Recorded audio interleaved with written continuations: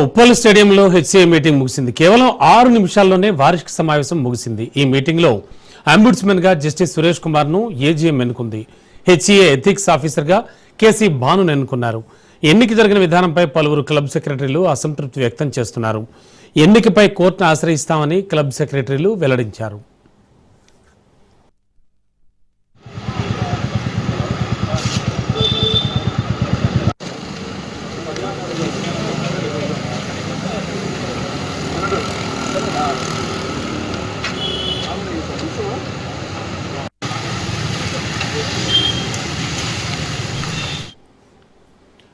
Breaking లో చూస్తున్నాం. ఉప్పల్ స్టేడియంలో హెచ్సిఏ మీటింగ్ ముగిసింది. కేవలం 6 నిమిషాల్లోనే వార్షిక సమావేశం ముగిసింది. మీటింగ్ లో అంబుడ్స్మెన్ గా జస్టిస్ సురేష్ కుమార్ ను ఏజీఎం ఎన్నుకుంది. హెచ్సిఏ ఎథిక్స్ ఆఫీసర్ గా కేసీ భాన్ ఎన్నుకున్నారు. ఎన్నిక జరిగిన విధానంపై పలువురు క్లబ్ సెక్రటరీలు అసంతృప్తి వ్యక్తం చేస్తున్నారు. ఎన్నికపై కోర్టును ఆశ్రయిస్తామని క్లబ్ సెక్రటరీలు వెల్లడిస్తున్నారు.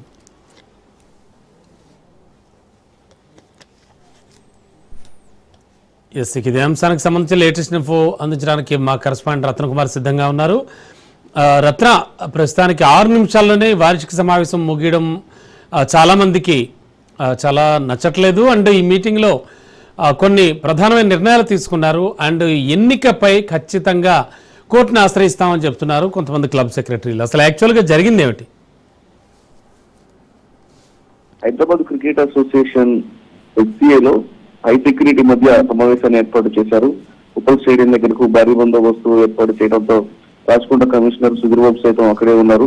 ఈ యొక్క సమావేశంలో దాదాపు 173 క్రికెట్ క్లబ్స్ సెక్రటరీలను లోపలికి అనుమతించడం జరిగింది. గతంలో ఎవరినైతే సస్పెండ్ చేశారో సస్పెండ్ చేసినటువంటి ఆ క్రికెట్ క్లబ్ సెక్రటరీలకు ఈసారి అనుమతి ఇవ్వలేదు. అనుమతి ఉన్న క్రికెట్ క్లబ్ సెక్రటరీలను మాత్రమే లోపలికి పంపించారు. అయితే అనూహ్యంగా జరిగినటువంటి యొక్క సమావేశం కొన్ని గంటల పాటు కొనసాగాల్సినటువంటి సమావేశం కాస్త 6 నిమిషాల్లోనే ముగిసింది. ఈ యొక్క సమావేశంలో అంబుడ్స్మెన్ గా జస్టిస్ సురేష్ కుమార్ ను ఎన్నుకున్నారు. అలాగే హెచ్సిఏ ఎథిక్స్ ఆఫీసర్ గా కేసీ భానును ఎన్నిక చేయడం జరిగింది. అయితే ఈ ఎన్నిక జరిగిన విధానం పైన పలువురు క్లబ్ సెక్రటరీలు అసంతృప్తి వ్యక్తం చేశారు. వాళ్ళు తాము కోర్టును ఆశ్రయిస్తాము అనేటువంటి విషయాన్ని కూడా తెలియజేయడం జరిగింది.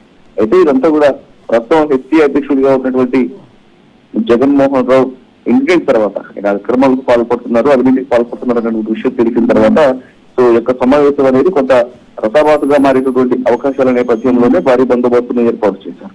అయితే లోపలికి దాదాపు 300కు పైగా క్రికెట్ క్లబ్స్ మెంబర్షిప్ కలిగి ఉన్నప్పటికీ కూడా గతంలో సస్పెన్షన్ కు గురైనటువంటి క్రికెట్ క్లబ్ సెక్రటరీలకు ఈసారి అనుమతి లేదని తెలియజేశారు. ఇందులో భాగంగానే 173 క్రికెట్ క్లబ్స్ సెక్రటరీలకు మాత్రమే లోపలికి అనుమతించడం జరిగింది సమావేశంలో పాల్గొనేందుకు. ఊహించని విధంగా యొక్క ఎన్నికంతా కూడా సింపుల్ గా అయిపోయింది.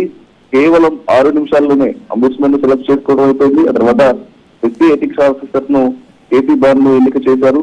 అయితే ఇందులో ఎన్నుకున్నటువంటి విధానం మీద మిగతా క్లబ్ సెక్రటరీలందరూ కూడా అసంతృప్తి వ్యక్తం చేస్తూ దీని మీద ఖచ్చితంగా కోర్టును ఆశ్రయిస్తామని చెప్పిన విషయాన్ని తెలియజేస్తున్నారు. Okay, thank you.